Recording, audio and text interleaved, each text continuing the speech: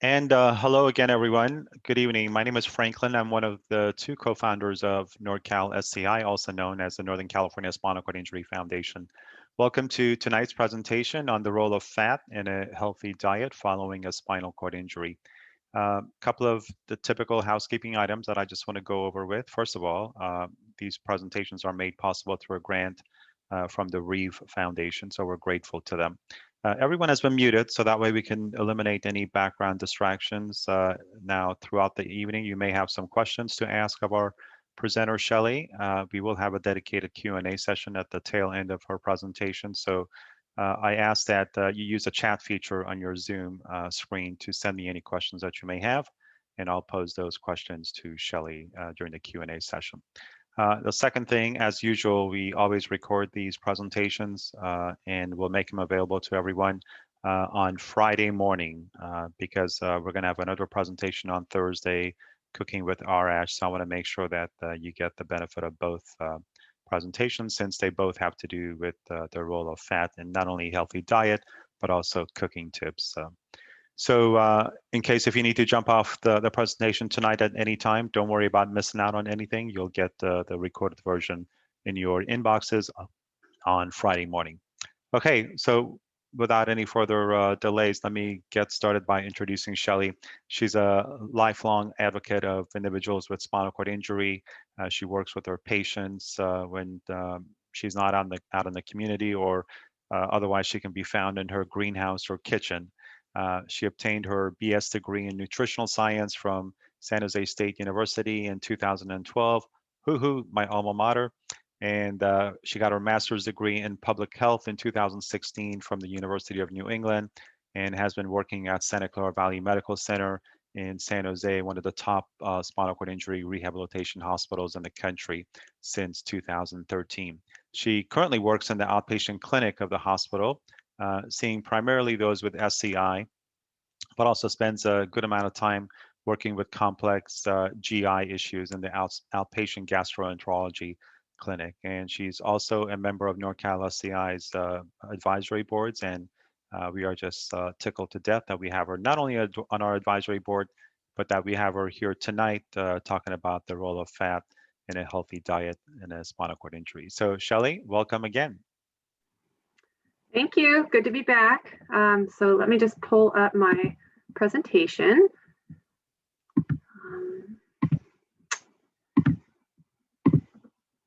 This is the last in kind of a series that we have been doing, certainly not the last of my presentations, but the last in this type of series. I've been talking about eating right with a spinal cord injury for quite some time now, and kind of brushed on protein and carbohydrates, fruits and vegetables, and kind of breaking down different, I guess you would call them food groups. And fat is pretty much the last of them.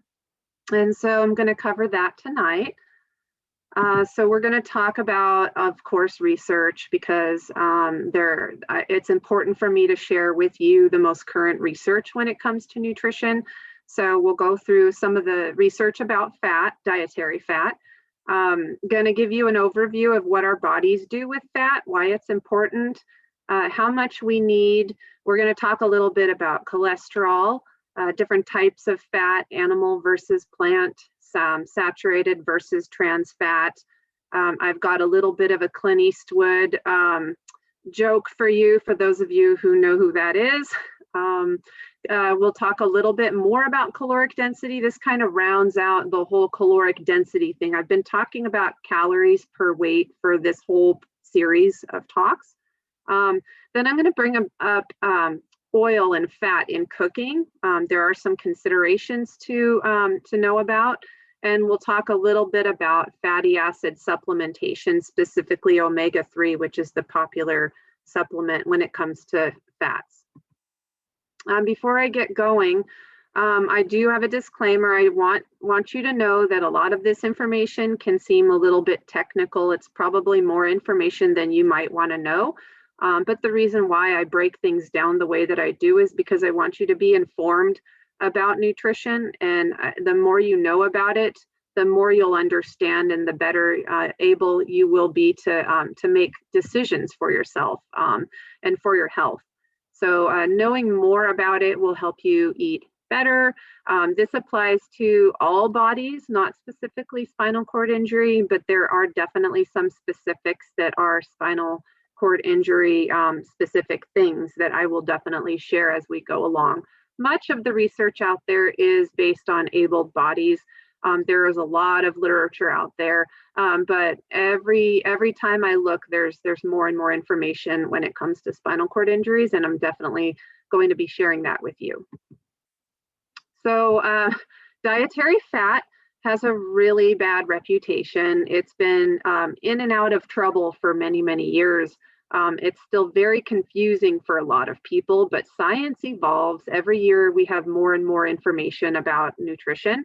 What matters now, right now, is the types of food and overall dietary pattern. That's more important in reducing cardiovascular disease risk than total fat. So the type of the fat and how you use it in your diet and your overall diet is important. I've talked a lot about cardiovascular disease prevention, specifically in the spinal cord injury population, because that is the biggest health risk that you face as someone with a spinal cord injury. So cardiovascular disease risk is super important when it comes to your nutrition. So the type of fat and the food applying this fat is more important, and a plant-based diet and certain seafood sources of fat are more important. The research that I found that was recent was not new. They're just, it's the same old studies over and over right now, but with diabetes, the current research says that polyunsaturated fats, those are liquid vegetable oils, nuts, and seeds, they can help ward off type 2 diabetes. Trans fat does the opposite. We'll talk a little bit more about what polyunsaturated fats and trans fats are, but when it comes to diabetes, the more polyunsaturated fat that you have in your diet and the less trans fat, the better. As far as heart disease, the bulk of research that we have right now emphasizes the Mediterranean diet for heart health, and that incorporates small amounts of olive oil and nuts, and have abundant whole grains, fruits and vegetables, and some fish. So the Mediterranean diet is probably the most widely recognized diet when it comes to heart disease prevention. Constipation, I want to say a little bit about constipation. As with diets that have a high intake of red meat, if you're curious about red meat and the research behind that, take a look at the protein presentation that I did a while back. But basically diets that are high in red meat and high in fat, specifically saturated fat and fried foods, have been found to increase transit time, leading to constipation, meaning that high fat diets and diets that are high in red meat slow things down, and that can lead to constipation.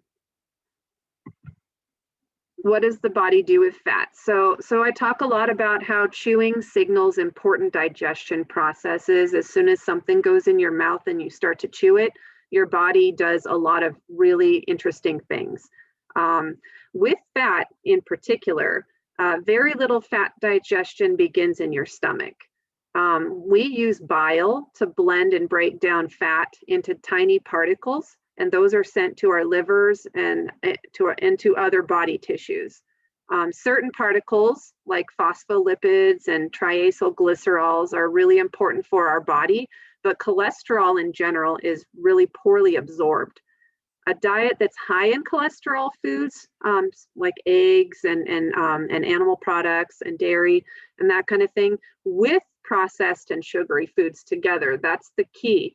A high cholesterol diet with processed and sugary foods can lead to an increase in blood cholesterol, not just the eggs by themselves. So if you're eating a really healthy diet that's full of fruits and vegetables and whole grains, and yeah, you have some chickens like I do, and you have maybe a couple eggs every other day, the eggs are not going to raise your cholesterol. But if I was eating a ton of donuts every day along with those eggs, sure enough, I'm going to have high cholesterol. A diet high in fiber from fruits and veggies and whole grains leads to a decrease in cholesterol, because fiber actually connects with cholesterol. It binds to it, which prevents it from being absorbed, and it helps usher it out of our body. So fiber really helps with lowering cholesterol by grabbing it by the hand and just getting it out of there. So you want a high fiber diet. Cholesterol is, what is cholesterol? You might want to know. This is the most technical slide that I have here, but in case you're wondering what cholesterol is, it's a waxy substance produced by our liver that plays a really essential role in our body. So cholesterol helps waterproof membranes like cell membranes. It helps with vitamin D production. It helps us digest fat. There's a production of many hormones, including sex hormones like testosterone, estrogen, progesterone. Those things need cholesterol. Foods with higher amounts of cholesterol, they don't raise cholesterol levels, like I said, by themselves. So eating eggs isn't going to do it. When cholesterol levels are high and there's too much cholesterol for our body to use for those functions I just mentioned, it starts to circulate around in the blood. When cholesterol floats around in the blood and it's extra cholesterol, you can develop fatty deposits in your blood vessels, and those can get large enough to make it hard for blood to flow through the arteries. If the deposits break through, they can form a clot, which can lead to a heart attack or a stroke. And just a little extra information in case you're wondering, you probably already looked this up and you know, but blood cholesterol tests, HDL is good cholesterol. I call it healthy cholesterol because it starts with an H. This helps remove bad cholesterol from your bloodstream. You want this number to be higher. The LDL and VLDL, those are the bad cholesterols. They collect in the walls of your blood vessels, and they raise your chances of health problems like heart attack or stroke. So you want the LDL to be lower, and the VLDL to be lower as well. And the last one that you should worry about is total cholesterol. It's a measure of all of these together, and you want this number below 200. If you have high cholesterol, you want to be looking at your fiber intake and kind of aim for more plant-based foods. So some fat is important. I'm not saying don't have any fat, but some fat's really important. A small amount of fat is essential in a healthy diet. It helps you, it's a source of essential fatty acids, meaning the body can't make these things. Fat in the diet helps the body absorb fat-soluble vitamins. There's 4 of those, vitamin A, vitamin D, vitamin E, vitamin K, those 4. You need a little bit of fat in your diet to help you absorb them properly. Like carbohydrates and protein, any unused dietary fat will be turned into body fat. So your body will use a little bit of fat, and just remember that fat's higher in calories per weight than carbs and protein. So it's easier if you have a high fat diet to gain weight. And we'll talk more about that in a second. So how much do I recommend? Generally, like we as dietitians recommend some fat in the diet. Obviously, we need it for absorption of vitamins and minerals. We need it to build cell membranes, exterior of every cell, a sheath surrounding the nerves. We need it for blood clotting, muscle movement, fighting inflammation. The dietary guidelines recommend 20 to 35% total fat of daily calories. I guess if you figure your daily calorie amount and you take 25 to 35% of that, that would be fat. But how do you translate it if you don't want to do that? And I don't blame you. Just small amounts of plant-based fats in your diet, preferably with your meals. Having something with a salad, having a little bit of olive oil drizzled over the salad will help you absorb certain vitamins, carotenoids, lycopene, beta carotene. I talk about a lot of those vitamins in the vegetable and fruit presentations, but having a little bit of fat with those really helps you absorb them. So just a drizzle of olive oil over your salad, a little handful of nuts as a snack, that kind of thing. No need to count your fat grams. Okay, so there's 3 kinds of fat. I thought this was genius. My dad loved Clint Eastwood, and I don't know if you know what this is, but anyways, the good fat. Fats, good fat comes from vegetables, nuts, seeds, and fish. It's different from saturated fats. So saturated fats, I get to it on the next slide, but saturated fats come from animals for the most part. So this is different from saturated fat. These fats are liquid at room temperature. They're not solid. And there's different kinds of good fats. So monounsaturated fats are your olive oil, peanut oil, canola, avocados, most nuts. There was a large study found that people in the Mediterranean region of the world had lower rates of heart disease because they had more monounsaturated fats and less saturated fats, as with other countries. Another kind of good fat is polyunsaturated fat. These are essential, meaning the body can't make those. They're required from the diet. Polyunsaturated fats are shown to reduce harmful LDL and triglycerides and improve cholesterol when you replace saturated fat with them. In the polyunsaturated fats are where the omegas lie. The omega-3, you've heard of omega-3 fatty acids, fatty fish, flax seeds, walnuts, canola oil. If you're wondering, and this is probably not something many of you need to know, but why is it called omega-3? It's the chemical structure. It's because the double bond in the chemical structure is 3 carbons away from the end. So I have a picture later on and you'll see it, but it's where the double bond is. It's 3 carbons away, or is it omega-6? It's 6 carbons away. So you don't need to know that, but so omega-3 fatty acids, lots of studies out there, may help prevent and treat heart disease, stroke, reduce blood pressure, raise HDL, the healthy cholesterol, lower triglycerides, may improve arrhythmia or abnormal heart rhythm, may help with rheumatoid arthritis. Lots of studies on omega-3. Omega-6 has been linked to protection against heart disease as well. Okay, so that's the good.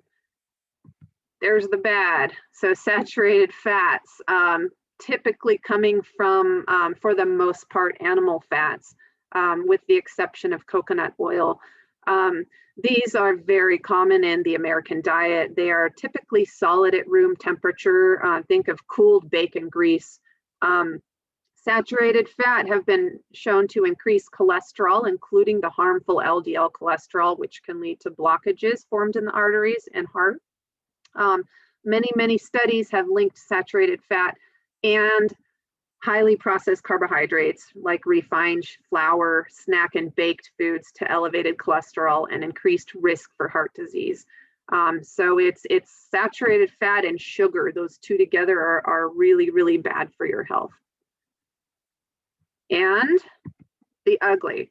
So this is the third kind of fat that I'm sharing with you, the good, the bad, the ugly. I went through these slides with my daughter earlier and she has no idea what this is all about, and wanted to know, why is he called ugly? And I was like, relax, it's just a movie. But anyways, the ugly fat is trans fat. Trans fat's a byproduct of hydrogenation. Basically, it's a chemical process that turns innocent, healthy oils into solids in order to stabilize them and increase their shelf life so they can sit on the shelf for months or years. They're primarily found in solid margarines and vegetable shortening. For a while there, they ended up in everything, commercial cookies, pastries, French fries. There are 0 known health benefits to trans fats. They literally increase harmful LDL cholesterol in the blood, and they actually reduce our beneficial HDL cholesterol, which is the HDL that helps usher out the bad cholesterol. They reduce that. They actually create inflammation, which is linked to heart disease. Even 2% of your calories from trans fat has been shown to increase heart disease risk by over 20%. And it contributes to insulin resistance, which leads to diabetes. So this kind of fat was officially banned by the United States and many other countries. So I don't know if it's as widespread as it used to be for sure, but it's out there. So I want to talk a little bit about calories from fat. I've been talking about calories per gram of weight. And want to remind you that protein and carbohydrates are both 4 calories per gram. Alcohol is 7. Fat is a whopping 9. So it's more than double the calories per gram of weight as protein and carbohydrates. So a little bit of fat goes a long way when it comes to calories. And if you are worried about managing your weight, this is definitely something you want to consider. And the following slides should look really familiar to you. I keep bringing this up because it is such an important thing to remember when you're thinking about your nutrition. So on the left side, that's oil. These are all 500 calories. Oil on the left, very little oil for 500 calories versus all the fruits and veggies on the right. So just keep that in mind. And then this is another very familiar slide to some of you who've been watching my presentations. Oil and fat, that's all the way to the right. So it's a gentle reminder about where fat and processed and junk food falls in the grand scheme of caloric intake and weight management.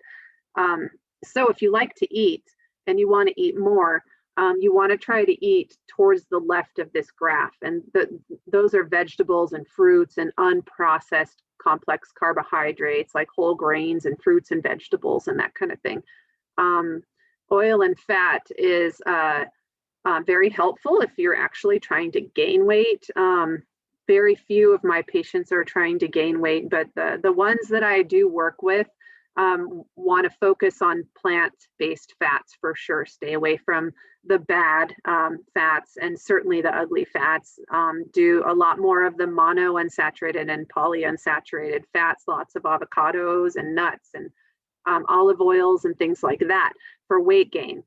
For weight loss, again, you need to add a little bit to your diet for absorption of your vitamins and minerals, but keep it on the low side and pick the good ones. Here's one more. This is a wordy slide. It's one that I really like though. So there's a website on this slide that you might enjoy taking a look at on their website. It's a little easier to see.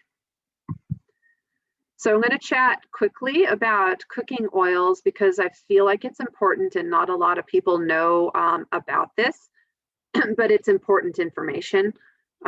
Oils are basically made from extraction and pressing, and they come from seeds, nuts, almonds, walnuts, olives, avocados, coconuts, and other sources of fat. Certain oils, though, are better for high temperature cooking, and certain oils are better for drizzling and no high temperature cooking. It's important to know about smoke point to consider when you're picking your oil. Smoke point is the temperature where oil stops shimmering in your pan and it starts to smoke. They also call it a burning point. Smoke is a sign the oil's breaking down, and this can cause not only bad flavor, but it can form what's called free radicals that can be harmful to the body. Free radicals are oxygen-containing molecules with an uneven amount of electrons, and they react with other molecules, and this can cause large chemical reactions in your body called oxidation, which can lead to disease. It's a lot of sciencey stuff. So basically, you just need to pick an oil that is appropriate for higher temperature cooking. And that's pretty easy to find online, but so some common smoke points. Avocado oil is pretty good if you want to do like a stir fry with a bunch of vegetables and that kind of thing. And as you get lower, you want to drizzle more with it. So a little bit of extra virgin olive oil or something like that. So the recommendation is to stick with plant-based oils for cooking, finishing, and drizzling. Use as very little as possible. Low smoke point oils shouldn't be used to cook with, but they're great when used over salads and other dishes to help you absorb those nutrients. And then, you know, most people don't even think about oils, but there's some really good ones out there. And again, you know, using a little bit in your salad or like over, Arash is going to share some information about fat and oils on Thursday. I highly recommend that you watch that, because he's going to talk a little bit about the how he uses them. But you can pick flavorful or neutral oils. Flavorful oils are good on salads or low heat dishes when you want to experiment with different tastes.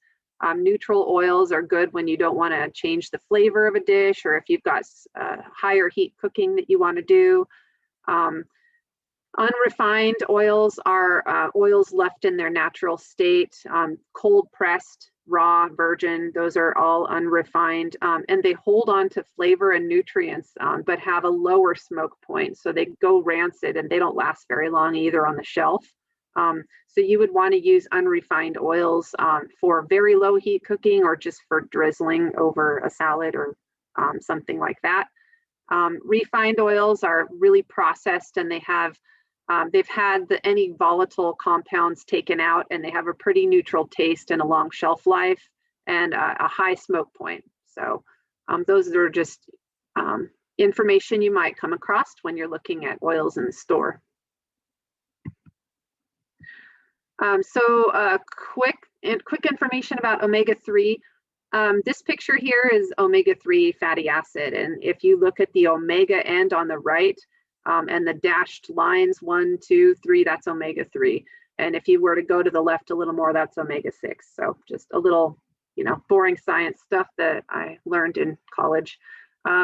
So omega-3, there was a really large study actually on omega-3 supplementation, almost 26,000 people over multiple years, on adults without heart disease.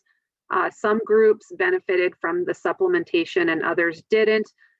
There wasn't a significant reduction in heart disease risk overall, but there was 28% reduction of heart attacks. The group that seemed to benefit ate less fish a week than the others, and they had a 40% reduction in heart attacks. And what's interesting is they saw a 77% reduction in heart attacks with omega-3 supplementation in African American participants, which is very interesting. They didn't know why that group benefited more, but it did. Another study that I found from Harvard looked at 8,000 middle-aged and older adults with elevated triglycerides who'd already had a cardiovascular event like a heart attack and other risk factors. And they gave them high dose omega-3 supplementation to see if it would protect them from future events when compared with a fake supplement. And the study found about 25% reduction in risk from dying from heart disease or suffering from an event compared with the other group. I do want to say high dose omega-3 supplements do have risks like bleeding and abnormal heart rhythms. So you definitely don't want to start taking high dose omega-3 supplements without your doctor knowing about it. So should you take one? As with any supplement, and I did go through a bunch of information in the fruit and supplement presentation I did last time, but food is always preferable to supplements. Our body uses food better in its more natural form, along with all the other nutrients that we take in with that. But remember, supplements also another thing. You need to remember that they're poorly regulated by the Food and Drug Administration. So I am pretty skeptical about a lot of supplements out there. And again, you should see my fruit and supplement presentation. I go into depth about regulation with supplements and safety and that kind of thing. But if you're healthy or at a low or average risk for heart disease, you probably don't need a supplement. If you eat salmon, tuna, or herring, I don't know many people who eat herring, but fatty fish, if you eat a couple servings a week, you're probably good without a supplement. If you don't eat fish, or you don't like it, or you're allergic to it, there are algae-based omega-3 supplements out there that you can benefit from. African Americans, based on the large study that I found and the literature that's out there, should consider an omega-3 supplement based on those significant findings, but talk to your doctor for sure to make sure there's no reasons why you shouldn't have an omega-3 supplement. So just remember, don't get hung up over 1 or 2 meals or, special meals. We're through the holidays now, but there's always reason to have a special meal. There's room for other foods, but the majority of your foods should be plant-based for health and easy weight loss and maintenance. Aim for 90% plant-based. Plant-based, if you haven't heard my other presentations, that means mostly plants, fruits, vegetables, whole grains, healthy, a little bit of healthy fat. Take a look at some of the slides that I showed you earlier on caloric density and eat mostly to the left of the graph. Lots of fruits and vegetables and whole grains and legumes, beans, peas, that kind of thing. Aim for 90%. The other 10% chocolate cake. If you want chocolate cake, if it's your birthday, you're going to have cake, I hope, right? And then once in a while, special occasions, just most of your food should be plant-based for the best health. Eat abundantly from fruits and vegetables, vary the color, all different colors, include whole grains in your diet, a small amount of healthy fat, have fun with it, learn about new foods, experiment. It's not what you eat during one meal, but overall picture of your diet over time that has the most impact on your health. So don't get discouraged if you kind of slip a little bit and you find yourself in a rut. It's okay. So just get back into it and start again, okay? And that is the end of my presentation tonight. Okay, thank you, Shelley. You're welcome. All right, so first question, what is algae oil? So you can get the same benefit of omega-3 fatty acids from an algae source from the ocean. It sounds gross, but they've studied it, and it's a decent form of omega-3. Does similar to the fish type. Okay, all right. Next question. You seem to be an advocate for a Mediterranean diet. Would you suggest that at a minimum, that's what I should be striving for? So I always say plant-based 90%, and guess what? The Mediterranean diet seems to be pretty darn plant-based. I would say it is more or less 90% as well, because I think that 10% is probably fatty fish, right? Maybe a little bit of eggs here and there. Mediterranean diets can include small amounts of dairy, but the more plants you have in your diet and the less dairy and meat you can have, the better the health benefit based on current research. So a little bit of fish is great once in a while. If you like fish, I think the Mediterranean diet is great. Okay. And speaking There's enough research too advocating for it. It's solid. Okay. So speaking of fish, this next question says, none of the 3 fishes that you identified as being rich in omega-3 appeal to me. What other fishes are out there that would be equally omega-3 rich? Those are the best ones. So if you don't like salmon, mackerel, herring, any of those, then a supplement would probably be fine for you. Okay. Not everyone likes fish. It's okay. Right. And you mentioned that you should consult with your doctor before taking supplements. Yeah. Would that be with at any sort of dose of omega-3 in particular, or? If you're on a lot of medications, which a lot of my patients are on a lot of medications, just bring it up. The biggest risk is bleeding, excess bleeding and heart arrhythmias. And a lot of my patients have autonomic dysreflexia and other blood pressure issues. And so if you're not eating fish and you feel like you might benefit from, if you're not eating fish, then you probably should talk to your doctor and see about a supplement anyways. But yeah. Okay. What do you think of feta cheese and oat milk? Not together necessarily. So small amounts of cheese I've been talking about plant-based, and I talk a lot about saturated fat, and feta cheese is full of saturated fat and sodium too, which I talk a lot about, as well as when it comes to spinal cord injury and health and cardiovascular disease risk. So a tiny amount of feta cheese is okay. I'm not a dietitian that says never. So a little tiny bit of feta cheese is fine. Oat milk is that's like the new soy milk. What I would do is I would just make sure that it's not full of sugar, so unsweetened. I like oat milk. I think it's great. I don't drink milk, so oat milk is good on my oatmeal. It kind of fits, right? But just make sure there's not a lot of sugar in there. Look at the label and the ingredients. You don't want corn syrup or any of that in there. Okay. I know you are doing more and more sort of GI cases at Santa Clara Valley Medical Center. What is it about spinal cord injury that invites more sort of GI related issues? Interesting question. So I work with a lot of patients in both clinics who have chronic constipation.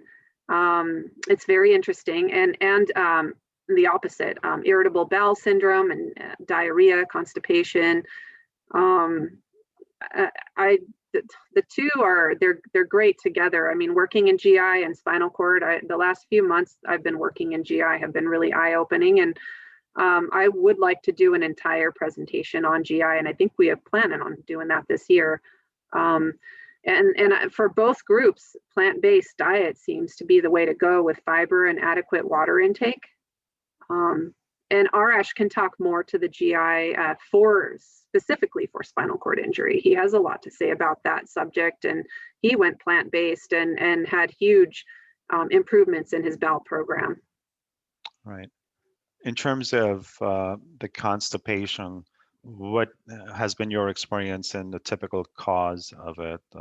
What types of things have gone wrong with someone's dietary approach that has led to severe constipation? I would say number one, lack of fluid. I think a lot of my patients who cath themselves tend to go light on the fluid because they don't want to have to do that too often.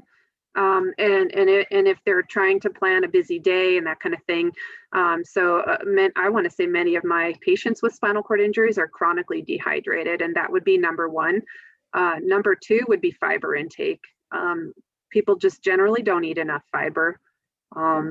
And the third one would be eating too much fiber, or maybe say taking too much Metamucil and not drinking enough water. That can actually go the opposite way. Okay. Next question. What is the healthiest fish to eat a lot of? Okay, so there's a really good resource for you. I love salmon, but I think you're probably thinking of it from like a mercury standpoint or something like that. Go on to the Monterey Bay Seafood Watch. Just pull it up, Google Monterey Bay Seafood Watch, and that will tell you what kind of fish is full of mercury and what kind of fish they recommend. And you want fatty, like cold water seafood, like salmon, things that live in cold water. That has the richest omega-3. Wild fish tends to be richer in omega-3, richer than farmed fish. So Monterey Seafood Watch is a good source to look up, and then just look for your cold water fish there and find out what kind. All right, great resource. Okay, next question. I drink a lot of milk for the calcium. Any other suggestions aside from milk? Yeah, so you can buy soy milk, rice milk, almond milk, oat milk, anything that's fortified with calcium, and many of them are fortified with calcium now. If you know how to do tofu correctly, don't knock it until you learn how to do it correctly. But tofu, it has calcium in it as well. It's a pretty good food with calcium. All your greens, if you're eating a lot of vegetables, lots of green vegetables, there's calcium there. But I would substitute a lot of milk for a plant-based milk that's fortified with calcium, and you should be good. And make sure that you are not deficient in vitamin D, because vitamin D helps you absorb that calcium. If you're deficient in vitamin D, you're not going to absorb it as efficiently. So get your vitamin D checked, I would say every 6 months or so. Okay. Next question. Coconut oil seems to have become the latest food craze. According to your slide, it's not a good oil. Yeah, coconut oil is it's the redheaded stepchild in the group of good fats. Well, it's in a saturated fat category. So it is the only plant-based fat, I believe, that has saturated fat, and too much saturated fat isn't good. A little coconut oil is okay. If your diet is otherwise pretty good and you got lots of fruits and vegetables, whole grains, mostly plants, and you're not eating a lot of processed packaged foods along with the coconut oil, you should be okay with a little bit of it. It's really good in certain instances. It has a high smoke point. I believe you can cook pretty high in it, in coconut oil, if you want to make some dish that has that in it. Okay. All right, next question. We love hummus and salad dressings on large salads, but can rarely find it made with olive oil. Mostly we find canola oil. Your thoughts of olive versus canola? I'm a big fan of olive oil, but you can use canola as well. Arash is, if he's on here right now, he's probably thinking, make it yourself. You have full control if you make your own hummus, and you can make it the way you like it too. Once you learn how to make your own hummus, you're not going to buy store-bought hummus ever again, I promise. It's cheaper too. Okay. Going back to the constipation, when someone is going, and I know that I know of people that go through it for several days, what would you suggest for them to try to kind of remedy such episodes when they are getting sort of persistent bouts of constipation? So again, you want to look at your hydration. Are you drinking enough water? You definitely make sure you're drinking enough water. Make sure that you're eating enough fiber. You want to aim, it's very individual, but you want to try to aim a little higher in your fiber, increase your water and your fiber. Another thing that I find some of my patients, and I've learned a lot from the physiatrists that I work with too, is timing your bowel program. I've had patients who try to do their bowel program and they haven't even eaten anything for hours. You do need to time your bowel program. Not too long after you've eaten, you need something in there to stimulate so that you can go to the bathroom. That's just it's a little faux pas. People forget, I need to eat something, have something in there to go. And so make sure your bowel program, I don't know what the rule of thumb is, like an hour later after you eat or something like that. But stay hydrated. You need to really work on your fluid intake and fiber intake. Very important. Okay. Next question. Can you explain what is it about red meat that takes so long for the body to process? Physiologically. I actually couldn't tell you exactly why it takes so long. I just know that the transit time for red meat and meats in general is slower. It's harder for the body to break those things down into individual amino acids and then shuttle them out. The process takes longer. Digesting fat and protein both are pretty hard. Carbohydrates go rather quickly, but protein, it takes a long time for the body to use the acidity in our stomach to break it down, to pull apart those molecules and break them into small enough pieces to send where they need to go. So it just takes a long time. Red meat specifically takes longer than chicken and fish. That's what I learned in my metabolism classes that I took that would make your eyes cross. Okay. All right, everyone. We also happen to have with us Arash, who is going to be leading Thursday night's presentation. Hello, Arash. Good evening. And can you give everyone kind of a little tease about what you're planning on doing on Thursday night? Yeah, thank you, Franklin, and thank you, Shelley. That was another wonderful presentation, and actually really good questions. I like some of the things that people brought up, especially those last points about canola oil and everything.